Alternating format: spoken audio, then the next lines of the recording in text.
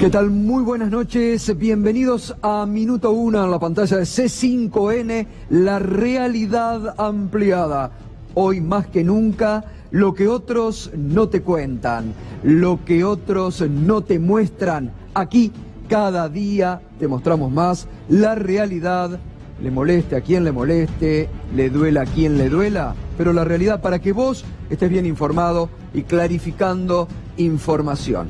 Son días de mucha información, son días para realmente hablar, son días en que realmente uno se sorprende. Mire que hace 35 años que estoy en esta profesión, desde el 83 a la fecha he visto pasar a todos los gobiernos de la democracia, a muchos presidentes, a muchos funcionarios, pero créame que cuando hoy abrí el diario Clarín y leí en la columna del editor que el jefe de la AFI había sido enviado por el gobierno para hacer cambiar el voto del camarista Jorge Ballestero, realmente me sorprendió. Porque creo que se han traspasado ya todos los límites de lo que se puede permitir en la democracia y en la división de poderes que debe regir la democracia y de la que tanto habló y puso la vara muy alta la Alianza Cambiemos, Radicales, PRO, Elisa Carrió, y que realmente uno se pregunta, ¿cómo es posible que nadie diga nada de esta alianza, que no se sorprendan que antes se rasgaban las vestiduras sobre hechos que según ellos la democracia, la república, la republiquita para algunos estaba en peligro? Por el otro lado, la contradicción, ahora voy a volver, pero la contradicción de este gobierno se molesta por fallos de la justicia que ponen racionalidad a la irracionalidad de algunos jueces sobre personas mal presas o presas políticamente, perseguidas políticamente, y están proponiendo que un genocida condenado internacionalmente como Alfredo Astiz salga de la cárcel, porque dicen, pobre, está enfermito. Que un genocida de las características de Alfredo Astiz, reitero, condenado en Italia, en Francia, una de las figuras de la última dictadura militar que más impacto tuvo a nivel mundial cuando se habla del genocidio, de la represión y de la época oscura que nos tocó vivir a la República Argentina. Un tipo que se metió de incógnito, que mandó a la muerte a madres que buscaban a sus hijos, a la ciudadana sueca Dagmar Hagelin, que persiguió personas desde ese apodo del ángel rubio, ya el ángel de la muerte, ¿no? Porque eso del ángel rubio pasó a ser condenado por la justicia de nuestro país, el ángel de la muerte. Fíjese qué contradicción para este gobierno. Y yo me pregunto, sinceramente, para los radicales que forman parte de este gobierno, que sostienen la alianza, ¿cómo pueden sostener los radicales que con Raúl Alfonsín a la cabeza lucharon por devolver la democracia, que fueron realmente los que llevaron adelante el juicio a las juntas y que hoy estén callados la boca ante las arbitrariedades que comete el gobierno de avanzar sobre la justicia, de apretar a un camarista mandando al titular de la Oficina Federal de Inteligencia, Gustavo Arribas, a que lo apriete a Jorge Ballestero para que cambie el voto? Y los radicales nada dicen. Nos podés acompañar a partir de este momento con el hashtag El Apriete. Relacionado a esto, vamos a ver que hoy publica el diario Clarín en la página número 2, firmado por Ricardo Roa, bajo el título, se están ocupando mucho de Cristóbal López, ¿no? Cristóbal López busca otra ayuda judicial, apelado el fallo a su medida de Ballesteros y Fara, López quiere apartar al juez Máiquez. Al juez Máiquez lo van a apartar solo, porque la Corte ordena eso. La Corte indica que aquellos jueces que entraron por la ventana no pueden seguir algunos donde están. Pero fíjese lo que dice hoy el diario Clarín.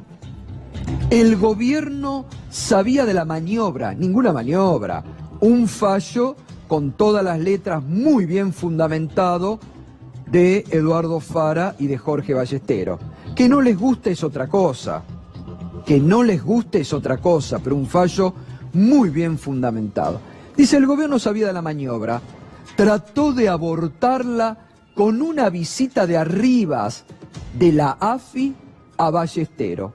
Digo, nadie se pone colorado en la Argentina de hoy que salga públicamente a decirse que el titular de la Agencia Federal de Inteligencia, del jefe de los espías, va a apretar a un juez, a un camarista federal, porque se habían anoticiado, vaya a saber cómo, que ese juez estaba por firmar un fallo con Eduardo Fara que iba a permitir la libertad de 2 personas mal presas, porque seguramente, como les vengo diciendo desde la semana pasada, quedan al descubierto desde el gobierno, con las reacciones que han tenido, que ellos estuvieron involucrados en mandar muchos a la cárcel sin consistencia, sin pruebas.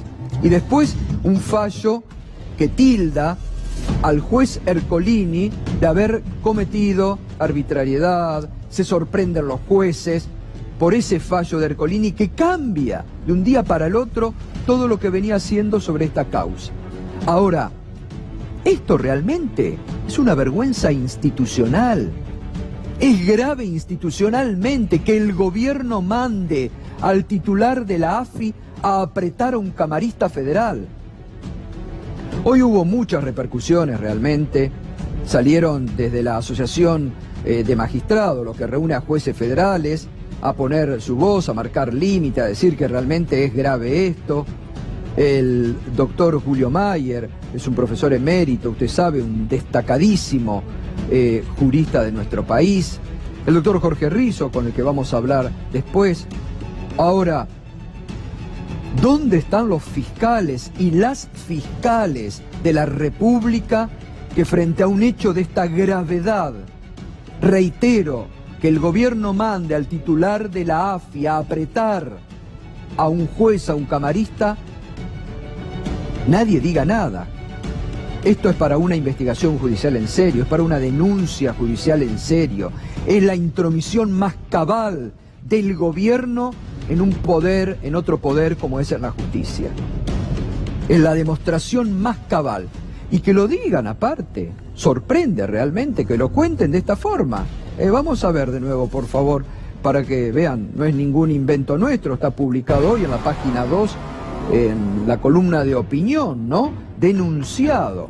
Allí, cuando dice el gobierno sabía de la maniobra, trató de abortarla con una visita de arribas de la AFI a Ballesteros.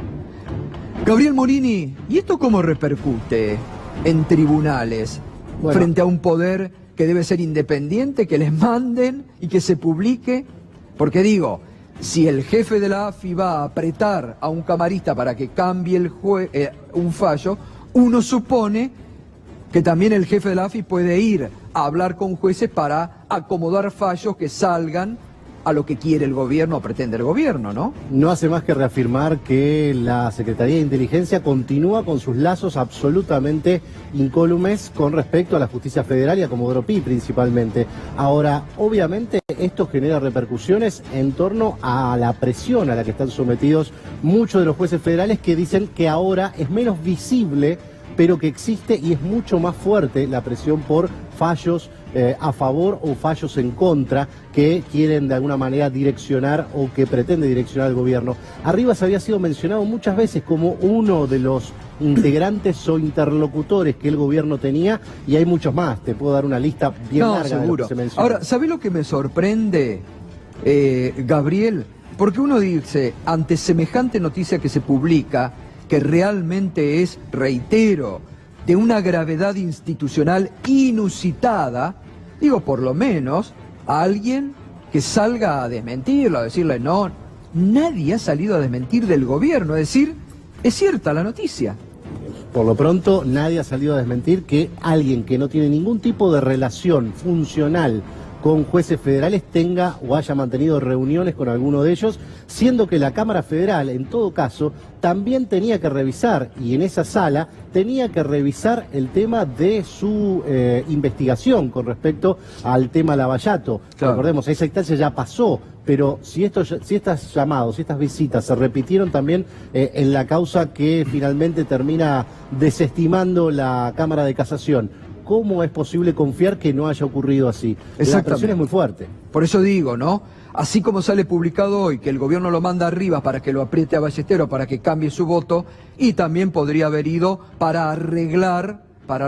Bueno, hace poquito, ¿cuándo fue? La semana pasada que hablábamos de lo de que trascendió Canicoba Corral. Canicoba Corral, exacto, dijo, Mariano. Dame, lo que reveló Carlos Pagni, ¿no? Exactamente, dame algo para que te pueda ayudar. Ayúdame a ayudarte, era un poco lo que decía Canicoba Corral la semana pasada, que era justamente ese juez que estaba tratando, ¿se acuerdan aquel famoso? Con Gustavo Rivas, justamente, aquel famoso departamento de Arribas, que primero verá muebles, después inmuebles, sí. Las 5 transferencias vía Hong Kong, bueno, todo ese asunto, Canicoba Corral la semana pasada le dijo, ayúdame a ayudarte. Claro, bueno, fíjese, en menos de una semana, Carlos Pagni en el diario La Nación, comentando esto que bien recuerda Mariano, el juez Canicoba Corral con Gustavo arriba diciéndole, déjame que te ayude, yo te puedo ayudar. Ese fue el término que usó. Yo te puedo ayudar, pero dame elementos para ayudarte.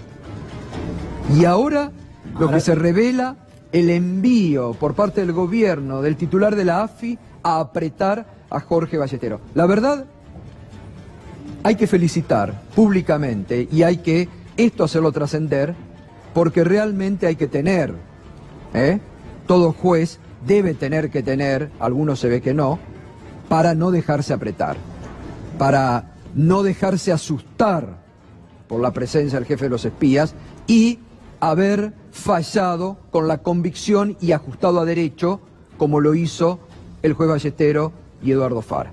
Habló uno de los camaristas, bien hacen en hablar y en explicar sus votos, justamente Eduardo Fara en el programa Animales Sueltos.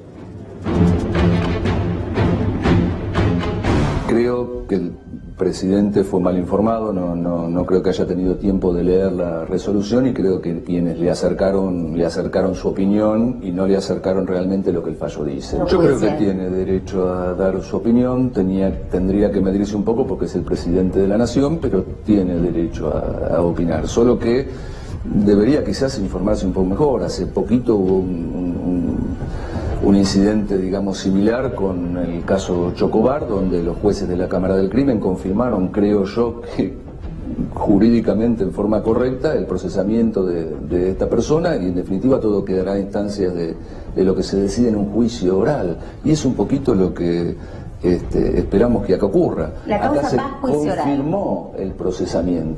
Claro, se cambió la calificación legal. Y vuelve a subrayar esto. Se confirmó un embargo por casi 10.000 millones. Hoy no son inocentes. Ni son Cristóbal inocentes López, ni de hasta que Sousa. una sentencia destruya esa presunción. Pero hay una fuerte presunción de culpabilidad porque tiene un auto de procesamiento confirmado por la Cámara, un embargo varias veces multimillonario confirmado por la Cámara. De ninguna manera lo sobreseímos, de ninguna manera pretendimos a través de la resolución que la causa pase al fuero penal económico para que puedan beneficiarse con supuestas exenciones de responsabilidad por pagar nada. Se llegó a hablar de pagos, se llegó a hablar de sobornos, se llegó a hablar absolutamente de todo. Eso es lo que me duele por mis hijos, porque me conocen, quizás me estén viendo cuando esto se... Si Cristóbal pagó, si no pagó su libertad... Yo no recibí un solo peso y resolví lo que yo creía que tenía que haber resuelto y que sigo creyendo que la resolución está bien. Hago lo que entiendo que corresponde, aún sabiendo que me pueden llegar a criticar por eso. Con el diario de lunes, ¿no? Porque ya vimos todo lo que pasó y nunca mejor dicho el fin de semana.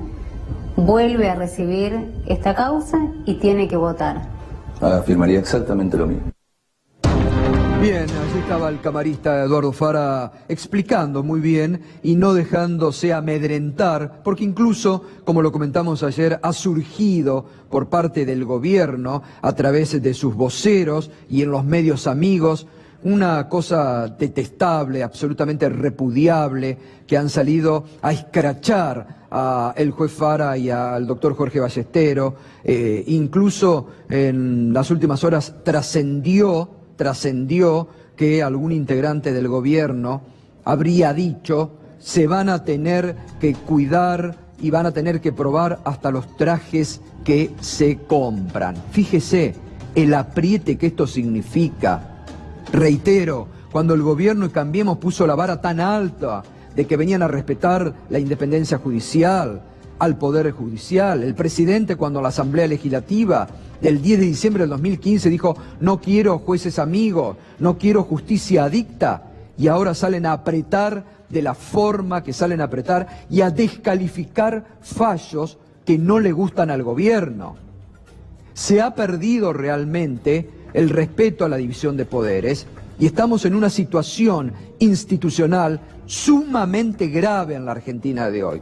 Porque enterarnos por un medio tan importante como el diario Clarín de que el gobierno lo envía al titular de la AFI a apretar a un camarista para que cambie el voto es realmente grave a nivel institucional. Y reitero, debería a los socios de Cambiemos, a los socios del gobierno, que tanto se rasgaban las vestiduras, debería llamarles la atención este hecho bochornoso de no respetar la justicia ni la división de poderes.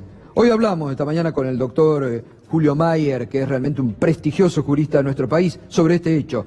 Decía lo siguiente. Por supuesto que es grave. No me extraña, la justicia ha llegado a el Poder Judicial ha llegado a un momento en donde yo creo que ya no tiene más salida. Es decir, esto va... Ni siquiera yo puedo imaginar cuál va a ser la salida de esto. Pero el gobierno cree que la justicia le pertenece, que es un aparato administrativo propio de ella y que por lo tanto tiene que hacer sobre todo el presidente o alguno de sus ministros con sus declaraciones. Yo veo que estiman que el propio ministro de Justicia, que la justicia es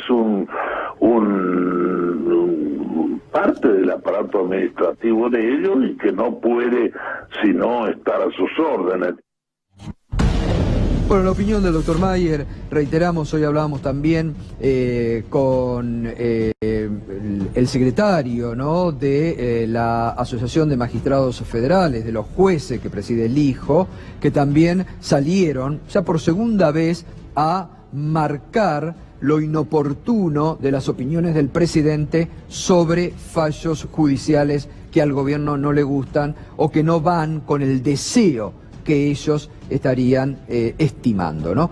Gabriel, le volvemos. Esto, además, yo te lo pregunto nuevamente, ¿cómo cae frente a jueces que después tienen que hacer sentencias, saber que pueden estar allí apretados por el propio gobierno? La relación con Comodoro Pi siempre ha sido tensa en los gobiernos, pero está especialmente tensa. Y hay algo que decían los jueces que quizás no lo vieron venir o no lo advirtieron. Esto comenzó con Eduardo Freyler y el juicio político. Es el momento... Lo entregaron a Freyler porque pensaban con Freyler termina acá. Acá termina la cosa. Y van por todos. Jorge Ballestero ya tiene un pedido ingresado al Consejo de la Magistratura, porque esa es también la vía de apriete institucional, claro. El Consejo de la Magistratura. ¿Bajo qué fórmula? La fórmula del famoso enriquecimiento, es decir, los jueces presentan su declaración jurada, que es de alguna manera no pública, que aparece publicada en muchos lugares, pero generalmente no es pública, y aparecen cifras que son, la verdad, que elevadas para cualquier empleado medio o cualquier sueldo común.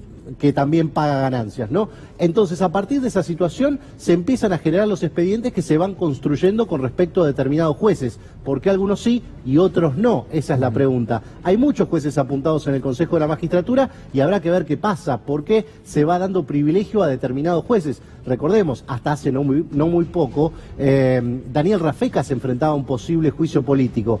Eso se pinchó y terminó siendo una sanción del 50% se de la multa. pinchó porque el juez federal Daniel Rafecas los enfrentó con una realmente con una defensa que él hizo excelente, impecable, rebatiendo punto por punto las acusaciones, incluso políticas que le hacían, y hasta el Consejo de la Magistratura dijo, bueno, la verdad no tenemos ningún elemento para avanzar en el juicio político, ¿no?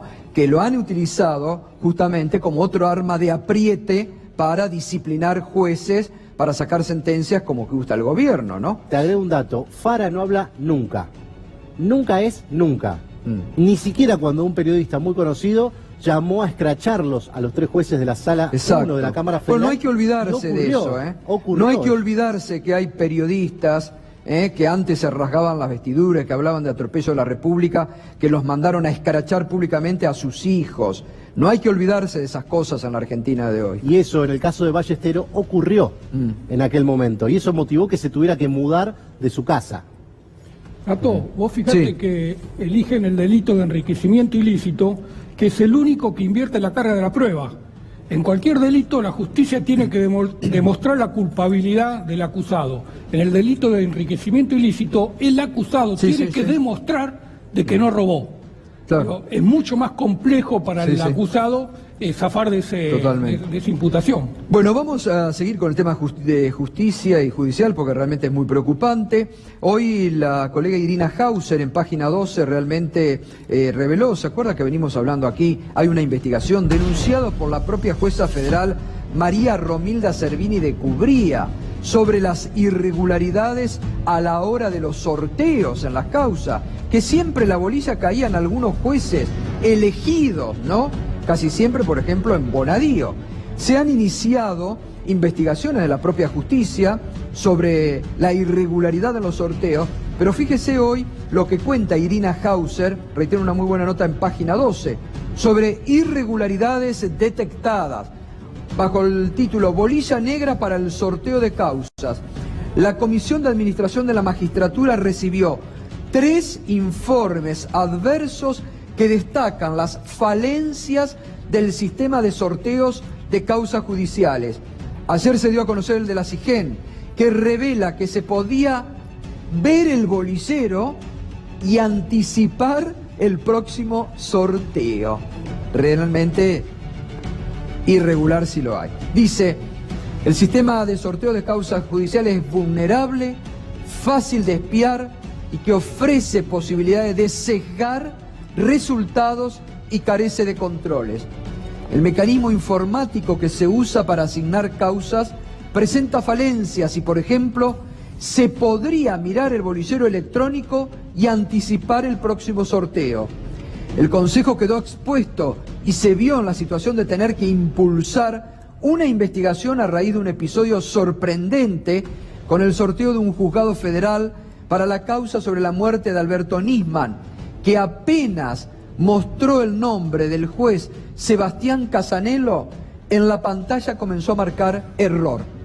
Fíjese cómo manipulan. Lo que cuenta acá Irina Hauser, que el Consejo quedó, vamos a lo anterior por favor porque esto es grave. Bueno, después cuenta, antes contaba entonces que para la causa de la muerte de Nisman había aparecido Casanello y como no les gustó, porque Casanello es otro de los jueces independientes que no cede a las presiones del gobierno, lo cambiaron rápidamente. Lo sacaron a Casanello del bolillero. Miren qué vergüenza, cómo manipulan desde la propia justicia. Los jueces y el Consejo de la Magistratura buscan los jueces adictos al poder. Esto, un ingeniero del organismo entró a la sala de máquinas y anuló el procedimiento, lo que habilitó que se hiciera de nuevo y le tocara al juez Julián Ercolini, uno de los jueces que más expedientes de corrupción recibió en los últimos 4 años, en el reparto de causas de Comodoro Pi. El juez Ercolini, que es el juez que, sobre todo el juez Ballestero, le pegó el sogazo el viernes pasado por el fallo que manda, al que causa irregular, arbitrario y todo lo demás, que manda a prisión a los empresarios Cristóbal López y Fabián de Sousa. Faltaba una cosita para... El informe de la SIGEN que recibió el Consejo advierte que el sistema utilizado tiene falencias y que conlleva riesgo, ya que determinados perfiles cuentan con la posibilidad de ver el estado de un bolillero electrónico en un momento dado, lo que permite contar con información para la predicción del resultado del próximo sorteo. Esto pone en la mira también al Consejo de la Magistratura, que está siendo muy cuestionado, porque esto es tarea del Consejo de la Magistratura. Esto pone en la mira también al Consejo de la Magistratura. Es decir, acá queda al descubierto otra apretada, acomodar jueces amigos para causas que el gobierno quiere direccionar a través del bolillero. Es grave, Gabriel, la verdad que es gravísimo las cosas que estamos comentando en apenas, ¿cuánto? ¿15 minutos del programa? 23 minutos del programa. Un capítulo aparte es el tema de los traslados, ¿no? Porque eso ha hecho un ruido total después de la decisión de la Corte Suprema de fulminar al Tribunal Oral Federal número 9, que prácticamente había sido dirigido. Ese es un capítulo aparte, pero evidentemente el Lex 100, que es así como se llama este sistema, hace rato que la jueza Servini de Cubría hizo un allanamiento a lo que es el data center del Consejo de la Magistratura y descubrió que se podía entrar de cualquier manera al sistema. Y vale recordar, cuando fue el sorteo de la causa Nisman, que pasó del fuero ordinario a la justicia federal después de esa decisión de la Corte, lo que ocurrió fue que el sistema quedó paralizado durante 3 horas porque había surgido el juzgado de Casanelo y en otra pantalla daba error. Entonces, ¿qué hicieron? Para que no quede registro de que había quedado finalmente asignada la causa en el juzgado de Casanelo, se metieron en el sistema y borraron todos los datos del sorteo que salió mal, supuestamente, para que vuelva a hacerse ese sorteo y termine en el juzgado de Ercolini. Pero mientras tanto, durante esas 3 horas, y en presencia de secretarios, letrados, de secretarios de Cámara y demás, estuvo parado todo el sistema, es decir, nadie podía entrar al sistema judicial que se llama el Lex 100, que sirve para todo, sirve para cargar causas, expedientes, sirve para monitorear todo. Pero como te estaban tocando el tema de los sorteos, quedó paralizado el sistema. Y ahora digo, con este informe revelador sobre las irregularidades que han hecho en los sorteos de causa, digo, muchos que tienen estas causas podrían salir a cuestionar a los jueces, a decir si el sistema de sorteo no era fiable, podían haber acomodado a los jueces, como está claro acá, que salió Casanelo, sortearon de nuevo, ¡pum!, para que les toque Ercolini. Digo, realmente es un escándalo mayúsculo para la justicia. Sí, yo no descartaría presentaciones en este sentido, de las partes diciendo, no, este juzgado que me tocó no corresponde, este tribunal no corresponde. ¿Por qué? Porque antes los sorteos no se hacían con presencia de las partes ni tampoco con peritos informáticos. Es más, hasta el jueves pasado no había manera de conseguir eso. Ahora la Cámara de Casación está curándose en salud de alguna forma, aunque la verdad que recibió un revés muy importante de la Corte diciendo que hacía prácticamente cualquier cosa con el tema de los sorteos, y ahora en el sorteo que se realizó hoy para reasignar todas las 36 causas que tenía el Tribunal Oral Federal número 9, ahora sí está dejando que las partes presencien o que haya una veeduría sobre lo que es el sorteo, que es un algoritmo, o sea, no ves nada en realidad, ves una pantalla que determina el nombre de determinado juzgado y la asignación, después no ves más nada. Total. Bueno, muy bien, vamos a seguir ahora. La noticia internacional del día: el expresidente de Francia, Sarkozy, detenido por los vínculos con Gaddafi, ¿no? Pedro. Tal cual, Gato. Si hablábamos de justicia, de irregularidades, esta es una película de espías. Tiene todos los condimentos. Un expresidente de Francia entre 2007 y 2012. Un personaje exótico que también fue presidente de su país, ahí lo vemos en pantalla, Muammar Gaddafi, que fue derrocado por una invasión de la OTAN donde participó también Francia. Traficantes de armas, valijas con dinero, corrupción, lavado de dinero, cuentas en Panamá, 50 millones de euros, financiamiento de campañas electorales, Todo eso lo ponemos en un bolillero, ya que hablábamos de bolilleros. Tenemos un combo gigantesco, una figura central, Nicolás Sarkozy, interrogado ahora por la policía. No está exactamente detenido, retenido podríamos decir por la justicia mientras es interrogado. Hablé de traficantes de armas. Escuchemos al principal protagonista de esta historia, que es quien denunció que en persona llevaba el dinero. Se llama Ziad Takieddine. Escuchémoslo y veámoslo. Écoutez, une valise comme ça, ça s'ouvre comme ça s'ouvre et l'argent est dedans. Una valija así, una valija así, se abre y está repleta de dinero. ¿Lo vemos otra vez? Écoutez, une valise comme ça, ça s'ouvre comme ça s'ouvre et l'argent est dedans. Y ahí está, repleto dinero. ¿Qué había en esas valijas que él en persona llevaba? Según lo que dice en esa entrevista, que dura unos 16 minutos, le mostrábamos un fragmento, billetes de 500 euros, billetes de 200 euros, según esta persona, absolutamente nuevos. ¿Pero qué era? De Libia. ¿Qué había sido para financiar Sarkozy, la campaña de Sarkozy? La campaña del año 2007. Bueno, a mí todo el combo este que estás contando me trae a la Argentina, ¿eh?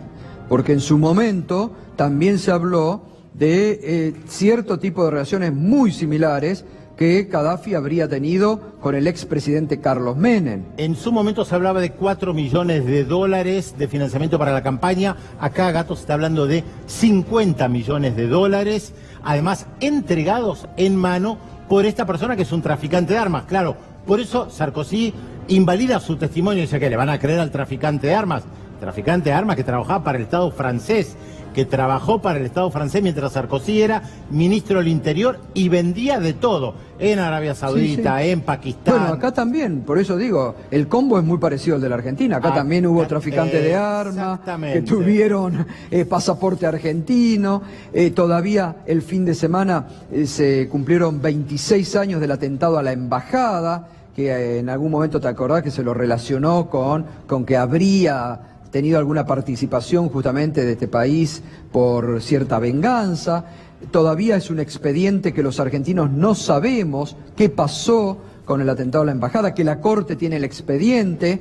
La verdad que ahora con estas informaciones que llegan de Francia podrían recabar información y empezar a hurgar con lo que se comentaba en su momento en la Argentina. Lo que pasa que Gaddafi está muerto, ese Estado no existe más, los documentos probablemente no estén y no se pueda comprobar absolutamente nada. Lo que pasa es que en este caso de Francia hay testimonios. Hay una persona que dice, yo pasé por la aduana con valijas y lo llevé y lo di en mano. Le preguntan en la entrevista, ¿usted no tenía miedo de que lo agarren? No, no, no. Estaba todo armado para poder salir, para poder entrar sin ningún problema. Claro, las imágenes de Gaddafi con Sarkozy durante un tiempo no causaban problemas. Cuando empezaron a causar problemas, bueno, invadieron Libia, se montaron sobre una revuelta popular en contra de Gaddafi, lo mataron y se acabó para algunos, no para la justicia francesa que está investigando. Gracias, Pedro.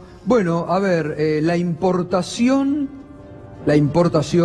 promovida por el gobierno afecta a la principal empresa de la familia presidencial, a la empresa madre, SOCMA. Fernando Alonso. Es que SOCMA, o una de las empresas de SOCMA, decidió ahora importar una nueva camioneta y camiones y utilitarios de China. La empresa va a ser Jack Motors. El problema está en que SOCMA en algún momento pensó en instalar una planta de producción en el país. De hecho, hace algunos años había instalado en Uruguay y después la idea era venir a la Argentina. Ahora levantó todo, levantó la planta de Uruguay, no tiene planta en Brasil, no tiene planta en Argentina, directamente importan. Y la explicación es muy simple. Es difícil invertir en la Argentina. Hay inflación, el dólar se mueve mucho. Perdón, ¿quién lo dice a eso? Y esto lo dice Serafín Álvarez Stato, que es uno de los directivos más importantes del grupo SOCMA. Parece un chiste. No, pero pará. Parece una broma. Claro, pará. Estamos hablando de lo mismo. Estamos hablando de SOCMA, de la empresa madre del grupo Macri. Es así, Gato. Negocios son negocios y ya lo hemos demostrado más de una vez a lo largo de estos 2 años de gestión. A ver, vamos a la información para... Serafín Álvarez Tato. Acá dice, decidió... El Cronista lo publica hoy, ¿eh? Ahora seguimos. La familia Macri empieza a vender la tercera marca de autos china con la idea de instalar una fábrica. Al frente del plan está el histórico ex-Sebel Serafín Álvarez, mano derecha de Franco Macri. Dijo al Cronista que van a desterrar mitos sobre la calidad de los autos chinos. ¿Por qué después de tantos proyectos aún no instalaron una planta de marca china en el país? Preguntó el cronista Álvarez. Hay muchas dificultades, dice mano derecha de Franco Macri, director de SOCMA.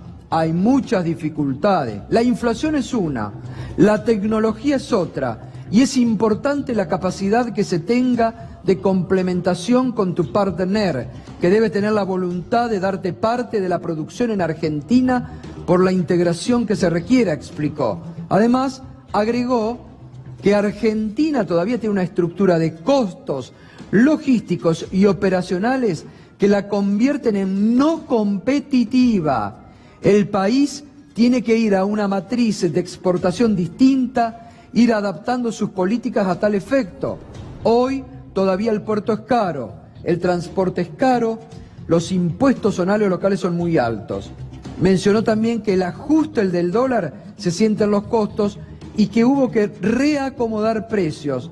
Aún en parte la suba de la divisa tuvo que absorberse.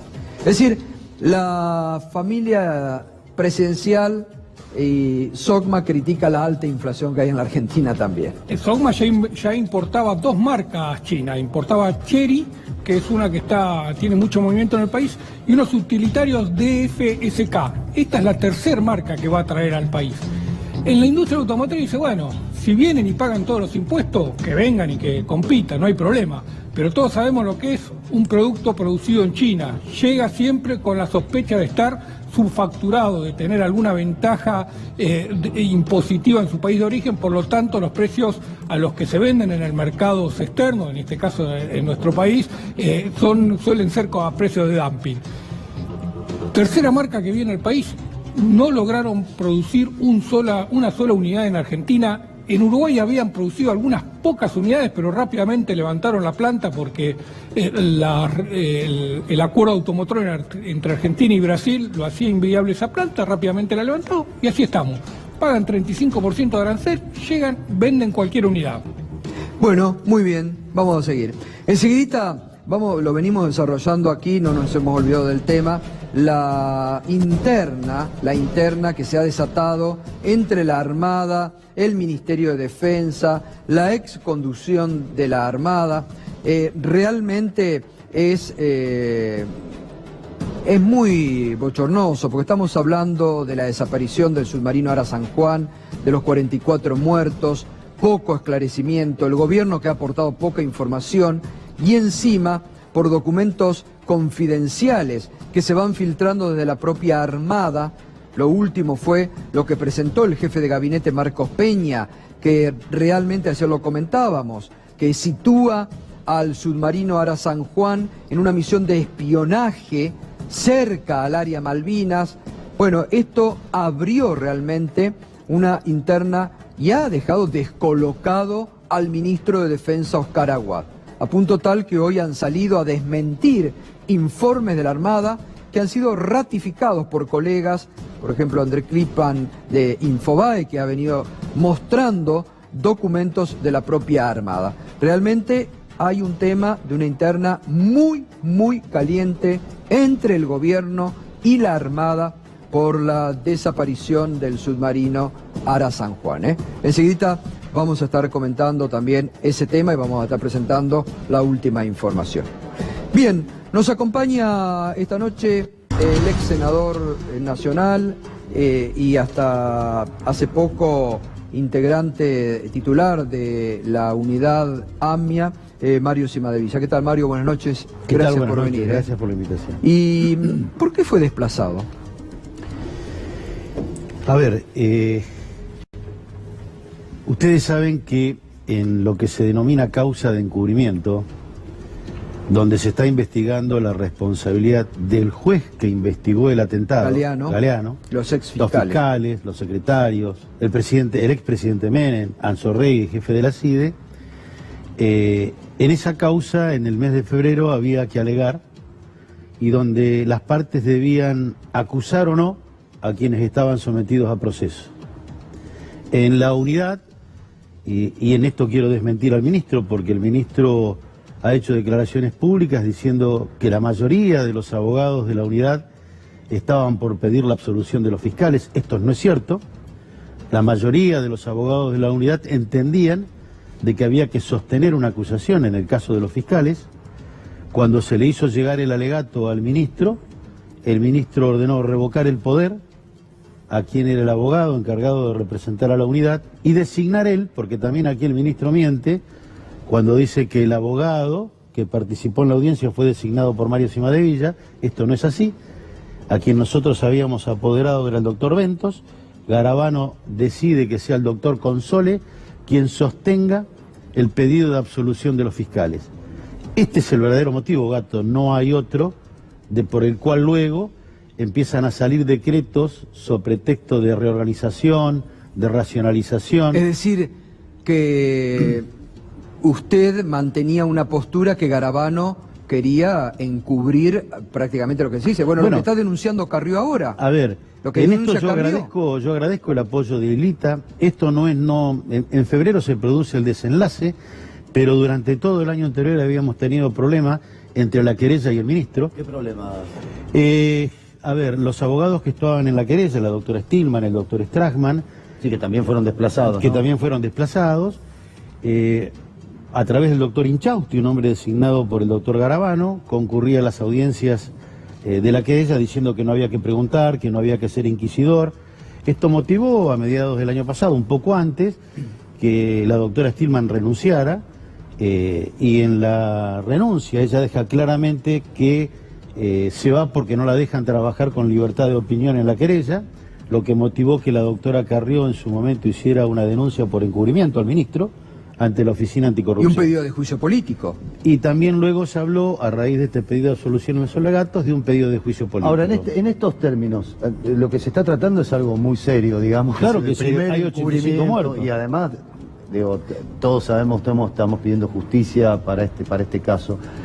¿En qué condiciones se avanza con un juicio cuando existen todo este tipo de presiones, estos juegos abajo de la mesa? Porque es muy difícil para los jueces dictaminar o fallar cuando están viendo en el escenario lo que está ocurriendo. Sí, no es saludable, digamos. Y además hay otro tema que nosotros advertimos. El Estado es uno. No hay dos estados, claro, ni tres estados, es uno. Exacto. El Ministerio Público Fiscal es Estado.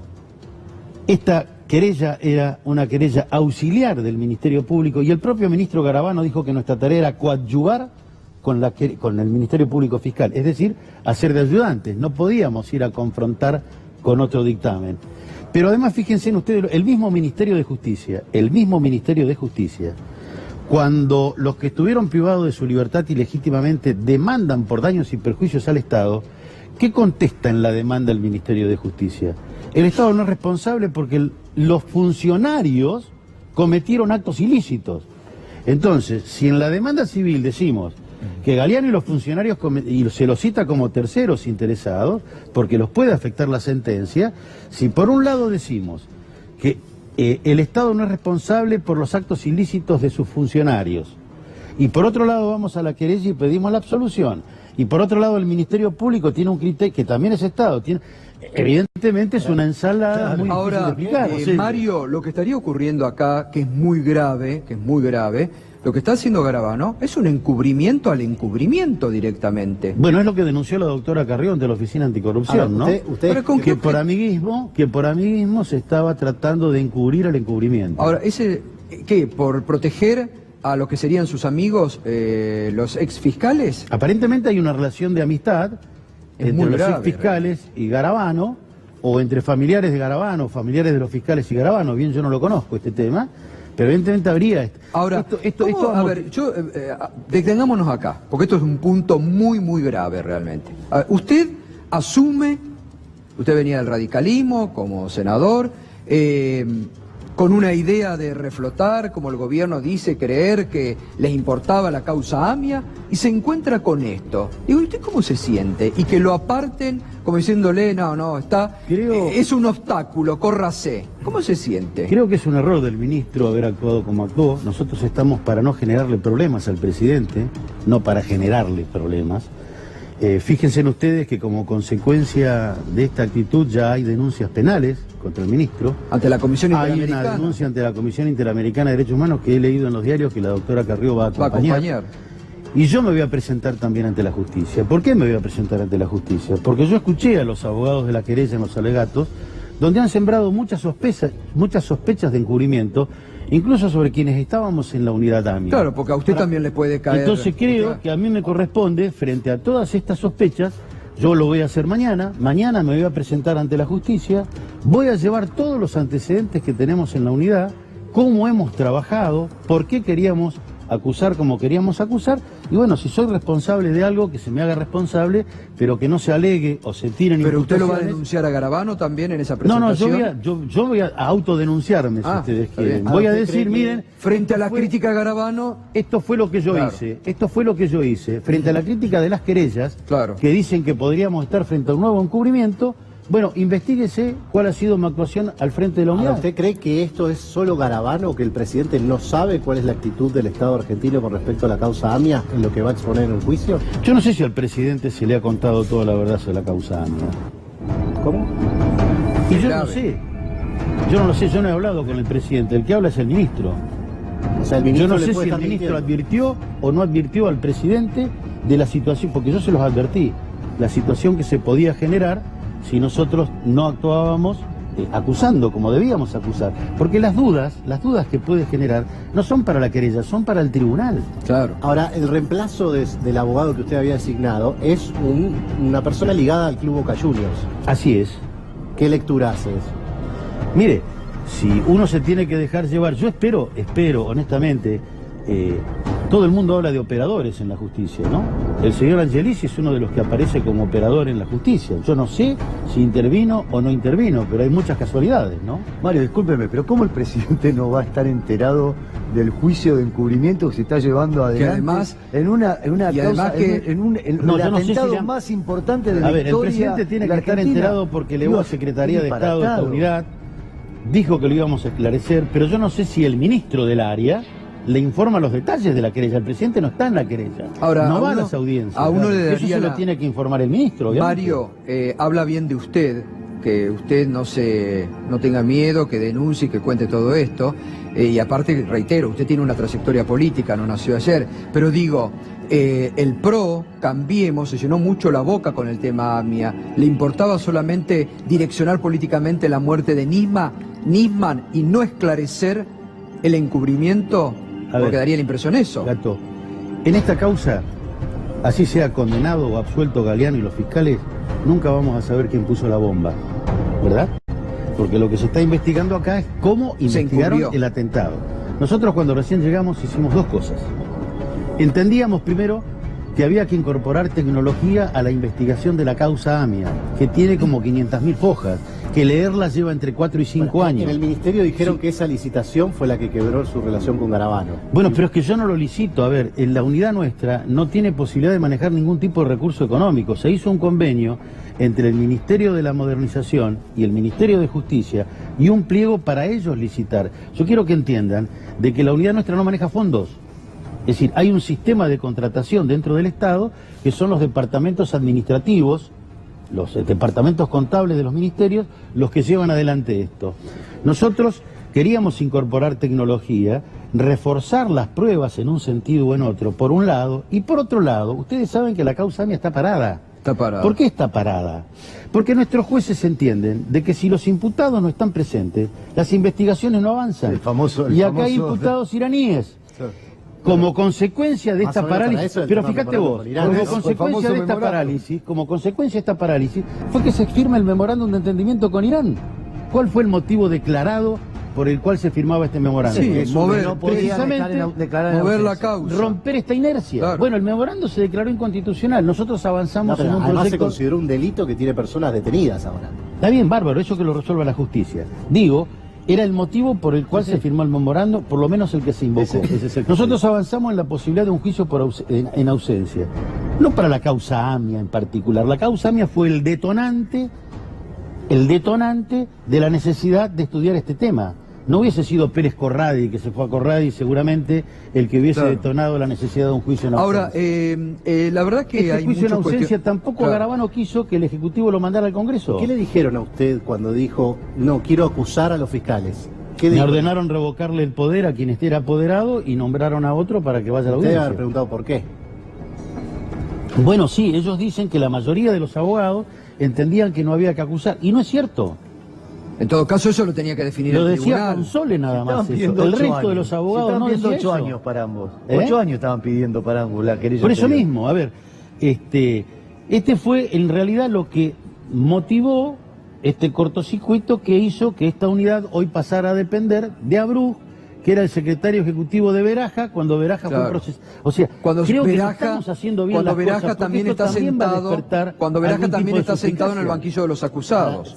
Beraja también está acusado de encubrimiento. Esto va a despertar algún tipo de suspicacia. O sea que el gobierno puede ser acusado de encubrimiento del juicio de encubrimiento. Bueno, ya creo que las querellas presentaron ya 2 denuncias penales y han pedido testimonio de las actuaciones y que se sortee y que corresponda al juez de turno. Por eso digo, frente a este escenario donde se está poniendo en duda o se está insinuando la comisión de delitos por parte de la querella, que estuvo a mi responsabilidad mucho tiempo, yo mañana me voy a presentar ante la justicia con todo lo que nosotros hicimos para que se diga si Mario Cimadevilla incurrió en algún tipo de ilícito o no. ¿Y su partido qué dice frente a esto? Lamentablemente han guardado silencio.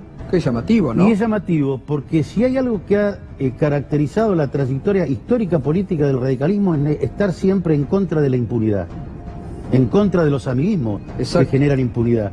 Y el doctor Alfonsín dio un claro ejemplo de que no debe haber impunidad cuando en las elecciones frente a lo que decía el justicialismo de convalidar la ley de autoamnistía, el doctor Alfonsín decía que vamos a promover un juicio para ver quiénes son los responsables del desastre. La Unión Cívica Radical también guarda silencio cuando están circulando todas estas listas que están por dejar libres a los represores. A los genocidas. Astiz, el Tigre Acosta, también guarda silencio. No, el radicalismo está extraño últimamente en este El radicalismo tiene posición, en esto voy a defender, el radicalismo tiene posición tomada. Sí, me imagino. Respecto a esto hace muchísimo tiempo. Lo sé. Ha sido el que promovió los juicios, que posibilitó que estos señores estén presos. Yo creo que en esto el radicalismo no tiene que aclarar ni lo pueden correr con la vaina. Ahora, en este tema, sí creo que en este tema puntual yo he recibido el apoyo de los presidentes de los bloques, le he comunicado al presidente del partido, le he comunicado al presidente de la convención, les he hecho un informe de lo que hemos hecho. Ellos cuando hablan conmigo comparten nuestro criterio, pero digo, públicamente no se han expresado. Mario, hablando del radicalismo y de la conducta de Garabano, que se ha metido a opinar sobre los jueces, yo lo decía recién en el inicio, ¿no? Quiero compartir con usted lo que se publicó hoy en el diario Clarín. ¿Por qué no lo ponemos, por favor? Sobre la visita que el gobierno envía, ahí está, bajo este título, bueno, pero esto, vamos al destacado, que es lo importante, el apriete. El gobierno trató de abortarla con una visita de Arribas de la AFI a Ballestero. El gobierno envía al titular de la AFI a que apriete al camarista Jorge Ballestero para que cambie un fallo que el gobierno consideraba adverso a sus deseos. Es grave, digo esto. Yo esto no lo sé si es así o no es así, Gato. Nadie lo denunció hasta esta hora. Publicó el Clarín. Y lo demostré durante mi gestión como senador y como miembro del Consejo de la Magistratura, una visión muy crítica de cómo funciona la justicia en la Argentina. Y siempre puse en duda si la justicia en la Argentina en realidad está en condiciones de investigar al poder. Y en esto yo también quiero hacer un distingo. Gobernó este país un partido durante muchísimos años que entendía que los jueces debían ser jueces del poder, no jueces de la ley. Mi partido, y en esto lo rescato porque hemos predicado con el ejemplo cuando nos tocó ser gobierno, entendíamos que los jueces deben ser jueces de la ley y de la Constitución, no del poder. Esto de que los jueces deben ser del poder y que muchos jueces se sintieron más cómodos siendo jueces del poder que jueces de la ley, ha logrado el desprestigio que hoy tiene la justicia y ha logrado que la sociedad no juzgue los fallos por su contenido, sino por a quién benefician o a quién condenan. Exacto. Y nosotros estamos en el mundo pidiendo que vengan las inversiones. Y yo les pregunto a ustedes, quien que vea cómo funciona la justicia en este país va a querer venir a invertir. Obvio. Porque acá se habla de inversiones, pero cuando se habla de inversiones tenemos que también ver qué tipo de justicia tenemos y qué tipo de justicia necesitaríamos para hacer confiables las inversiones. Mario, cuando usted estaba en el Consejo de la Magistratura, ¿cómo eran los sorteos? ¿Vio todo el lío que se armó ahora? Bueno, yo hice una denuncia. Yo hice una denuncia. ¿Saben cuándo hice la denuncia? Porque los sorteos para mí no eran regulares. Fue cuando le tocó la causa de Sueños Compartidos a Ollarvide. Yo ahí, y lo tengo por escrito, y pueden ir a buscar los antecedentes, yo ahí ya marqué que los sorteos para mí no tenían la transparencia necesaria. O sea que esto viene de larga data. Esto viene de larga data. Ahora, ¿no cree que el gobierno de Cambiemos está haciendo lo que tanto criticó, apretando jueces y creyendo tener jueces del poder? A ver, el gobierno ha negado en muchísimas oportunidades la injerencia del poder político en las decisiones judiciales. Si fuera así, yo sería el primero en denunciarlo. Nosotros llegamos en un compromiso de rescatar y jerarquizar la institucionalidad. Mal podríamos, si queremos honrar ese compromiso con la ciudadanía, tratar de actuar de la misma manera que actuaban a los que criticamos, ¿no? Gracias, Mario, por venir y explicar. Realmente era un tema muy importante. Gracias por venir a explicarlo. Muy bien, Mario Cimadevilla, que de esta forma explicó lo que ha pasado y las denuncias que hay. Reiteramos, como él lo ha dicho también, la propia Elisa Carrioca en las últimas horas ha dicho que va a acompañar a los familiares de las víctimas de AMIA en la denuncia ante la Comisión Interamericana de Derechos Humanos contra el ministro de Justicia Garabano y contra el gobierno de Cambiemos. Hacemos la primera pausa y enseguida nos vamos a meter con otro tema que venimos siguiendo, ¿no? Operación Malvinas existió, el submarino Ara San Juan navegaba en aguas cercanas a las Islas Malvinas, crece la interna entre la Armada y el gobierno. Enseguidita.